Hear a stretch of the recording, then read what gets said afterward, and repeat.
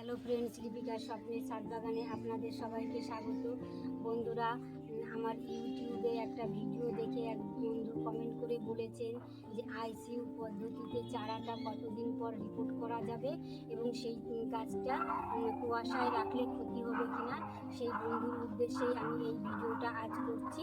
দেখুন, এই যে এখানটায় আইসিইউ পদ্ধতিতে মানে এই যে এরকম ঢেকে কোনো ডাল কাটিং করে চারা তৈরি করলে এরকম ঢেকে রাখলে চারাটা তাড়াতাড়ি করে হবে এবং শিকড়টাও গজাবে, তারা চারাটা মারা যাবে না। যেরকম এরকম করেও গ্লাসে বসিয়ে দিলে সব থেকে বেশি ভালো হয়।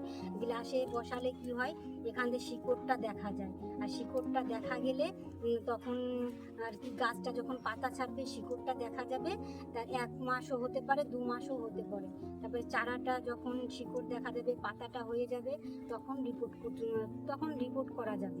আর এখানটায় দেখুন, আমি এই যে এখানটায় চারা বসিয়েছিলাম, বোগেনভেলিয়ার যে ডাল থেকে চারাগুলো বসিয়েছি, এগুলো পাতাও ছাড়তে শুরু করেছে আর নিচের দিকে শিকড়ও ছাড়তে হয়তো শুরু করেছে, কিন্তু ওইটা ভালো করে দেখা যাচ্ছে না। তাই এটা যখন একটু বড়, ভালো করে পাতা ছাড়বে, বড় হবে, তখন আমি এটা আলাদা করে চারাটা আমি বসাবো।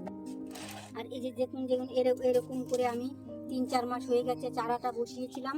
এখানে দেখুন শিকড় হয়ে গেছে।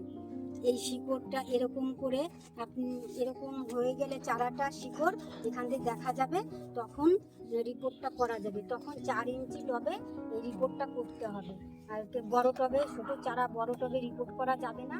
আর এটা কুয়াশায় রাখা যাবে। রিপোর্ট করার পরে যদি নতুন এরকম চারা হয় তাহলে 2-3 দিন ঢেকে রাখতে হবে দিনের বেলায়, রাত্রিবেলা খুলে দিলেও কোনো অসুবিধা নেই, কুয়াশাতে মরবে না।